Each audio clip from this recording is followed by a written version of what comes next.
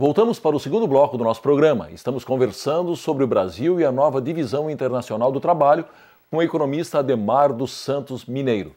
Muito bem, economista, no bloco anterior nós estávamos conversando sobre essa questão de o Brasil ter se especializado, se constituído até não tanto por vontade própria, mas por razões de mercado e razões dos próprios países importadores, num grande exportador de commodities.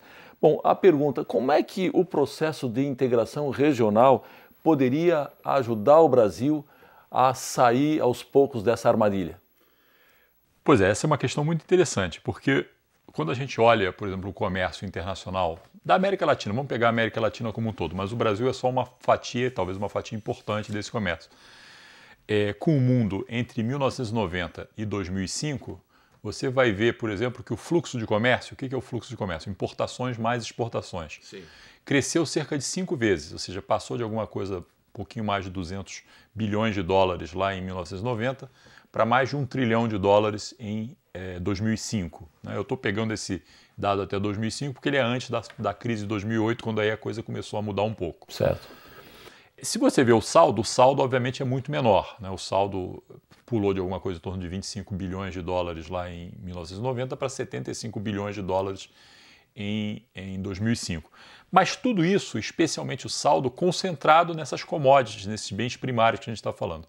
Agora, se a gente decompõe esse comércio por regiões, a gente vai ver que, especialmente na área que cresceu mais o comércio, ou seja, o comércio com a Ásia, especialmente com a entrada da China como um grande comprador, mas também no comércio com a União Europeia, os países latino-americanos, e o Brasil inclusive, se especializa muito mais na parte de produtos primários. Quando você olha dentro da região, dentro da nossa região, você vê uma concentração em produtos industriais, exatamente esses produtos de melhor qualidade, que geram melhores empregos, etc. Na verdade, o processo de integração regional, ele ao facilitar essas vendas, essa integração econômica e produtiva com os países da região, ele te ajuda a escapar exatamente desse problema de se especializar em bens primários. Embora você exporte muito para os países da região, isso acaba se dando nesses bens mais processados e que têm maior valor agregado. Então essa é uma forma inclusive que o Brasil timidamente, mas vem tentando se jogar, que outros países da região vêm tentando se jogar e que pode ser uma alternativa do ponto de vista de uma estratégia de desenvolvimento, talvez a única estratégia alternativa consistente que a gente tenha sinalizado nesse momento.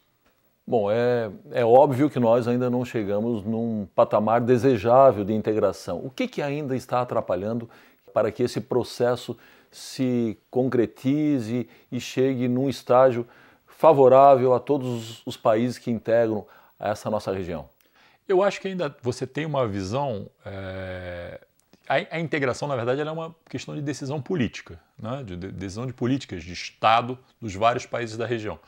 Hoje, os países da região, de um lado, sofrem com a necessidade de gerar saldos de exportações, e, portanto, esses saldos significam conseguir um em cima do outro. E um em cima do outro não vai funcionar o processo de integração. Ou seja, se você olhar a relação com a Argentina, no sentido da obtenção de saldos, se os argentinos olharem a relação com os uruguaios, se os uruguaios olharem a relação com os paraguaios, e assim por diante, quando você tem um saldo de comércio, significa que um está ganhando, o outro está perdendo.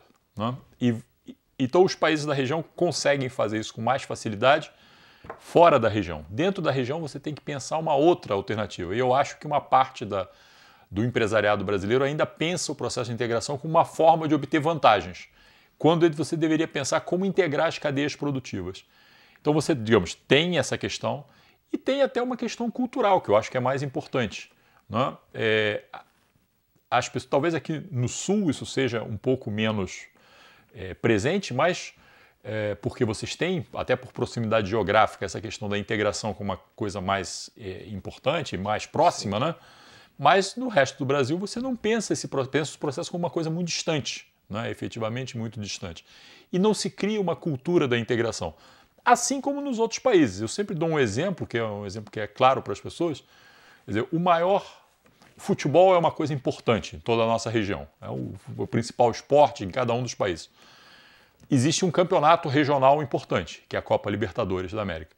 A Copa Libertadores da América ela tem o patrocínio e tem o nome, inclusive, ganha o nome, de empresas transnacionais, de fora da nossa região. Antes era uma empresa, um banco espanhol, depois passou a ser uma produtora de pneus do Japão, enfim.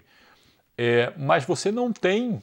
E quando você tem grandes empresas da região, inclusive empresas que já viraram empresas transnacionais, brasileiras e de outros países da região, que poderiam estar patrocinando. E seria muito importante, digamos, para a nossa região, que o principal torneio, né, culturalmente importante para as pessoas perceberem o processo de integração, né, que o principal torneio de futebol da região tivesse, por exemplo, o nome de uma empresa da própria região.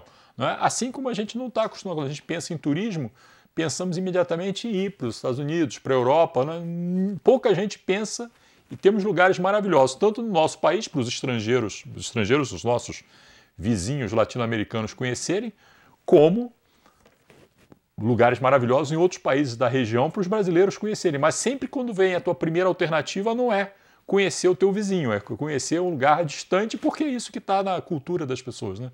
Então eu acho que a gente precisa romper essa barreira cultural, os estudantes têm que procurar também se integrar. Eu acho que existem algumas iniciativas importantes. A UNILA, a Universidade Latino-Americana, que está sediada em Foz do Iguaçu, né, que é uma iniciativa recente, eu acho que é uma iniciativa importante. Você precisa ir criando esses vínculos, mas tem que ser vínculos culturais, vínculos musicais, vínculos gastronômicos, vínculos de turismo, para ir, inclusive, criando oportunidades para as pequenas e médias empresas que atuam nesse sentido irem se integrando mais e criar o que eu chamo uma cultura do processo de integração, que as pessoas não vejam isso como uma coisa distante, mas vejam isso dentro do seu cotidiano. Ainda na linha do que nós já vínhamos conversando, nesse contexto de crise internacional, o senhor acredita que os países subdesenvolvidos eles podem se aproveitar de alguma forma dessa conjuntura econômica momentânea, desfavorável, para modificar as relações de dominação que hoje estão aí? O momento da crise ele te abre algumas oportunidades, mas ele também te coloca desafios. Né? Então, começando pelos desafios, a gente viu, por exemplo, que a partir da crise, os Estados Unidos muda ou tenta mudar a sua relação econômica com o resto do mundo. Os Estados Unidos até 2007 era o grande mercado de todo mundo, comprava de todo mundo. O Brasil, inclusive, historicamente tinha um saldo comercial favorável com os Estados Unidos e a partir de 2008, isso, no caso do Brasil, se inverte. Os Estados Unidos busca mais agressivamente mercados e, no caso do Brasil, consegue alterar essa relação e o Brasil passa a ser deficitário na sua relação com os Estados Unidos. Então existem riscos nessa mudança que vem com a crise mundial. Agora existem também possibilidades como a gente vinha discutindo a questão da integração regional, essa é uma possibilidade que se abre.